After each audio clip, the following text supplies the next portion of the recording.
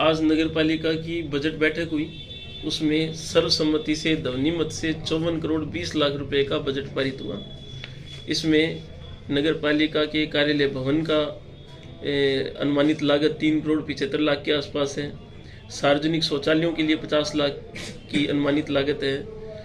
एकल बिंदु और बोरिंग के लिए पार्षदों की मांग पर 80 लाख के बजट का प्रावधान किया गया है। रोड लाइटों पर 1 करोड़ 42 लाख, फायर ब्रिगेड के लिए 40 लाख, नालों पर 3 करोड़ 77 लाख, डामर सड़कों के लिए 1 करोड़ रुपए। और ये जो भी लागतें हैं वो राजस्व प्राप्तियों और पूंजीगत प्राप्तियों से जो नगर पालिका को आय होगी उससे सृजित की जाएंगी। धन्यवाद। मैं तो यह कहना चाहूँ साहब, जो गरीब आदमी जो 17 को केस जो पिछली मीटिंग में लिया नहीं सोच रहे हैं, चर्चा नहीं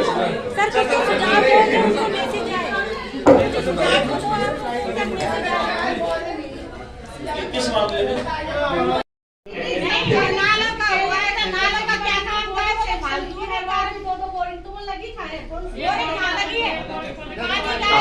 आप वहीं खड़े होकर बता दें, आवाज आ जाएगी।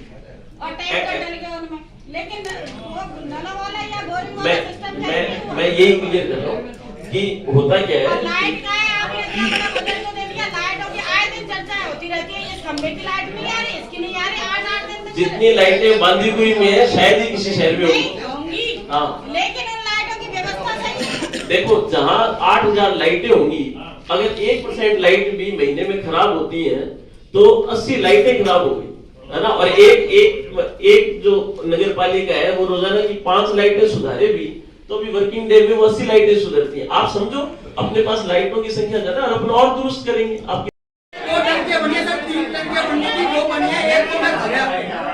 लोगों के मन में ये है कि 3 भागे ना, लेकिन इसको थोड़ी गंभीरता से सोचे। अखबारबाजी में होनी चाहिए। बजट हुआ है, लेकिन वार्डों के अंदर जो सफाई कर्मी काम करते हैं उनके पास जाकर के देखो, ना तो उनके पास औजार है, ना उनको नाली साफ करने के लिए फुहारा है सही तरीके का। हमारे मैं सारे वार्डों की बात कर रहा हूँ, एक वार्ड की बात नहीं। ऐसी बात नहीं है, कैसे नहीं है, सबको औजार ऐसे ही साहब अभी सबको नहीं तो हमारे वार्ड में तो किसी को नहीं दिया, वो यूं कहते हैं सब औजार नहीं है। ऐसा ही साहब मैंने झूठ थोड़ी बोला, जैसे सामने वो नाला भरा पड़ा, आज उधर निकल गया। नहीं ये वार्डों की समस्या है।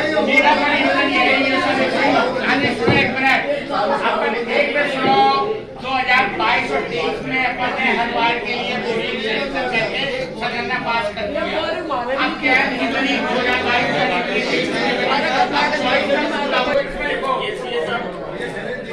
2022 में हर वार्ड में बोरिंग का एजेंडा लिखो है।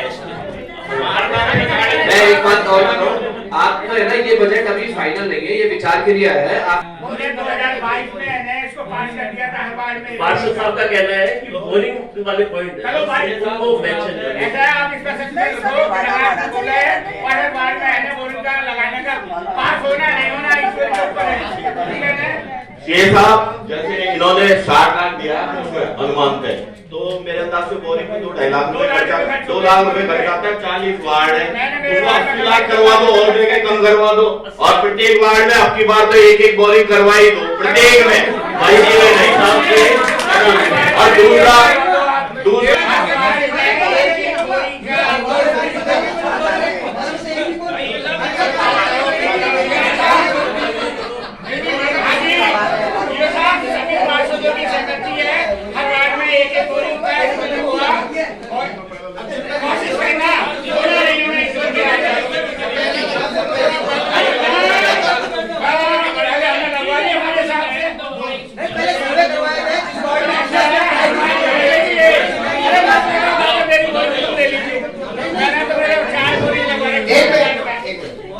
एक तो यो साहब अपन हर मीटिंग में चर्चाएं करते हैं, नाले वाली समस्या, नाला निर्माण हो रहा है गलत हुआ, सब पार्षदों की शिकायत है।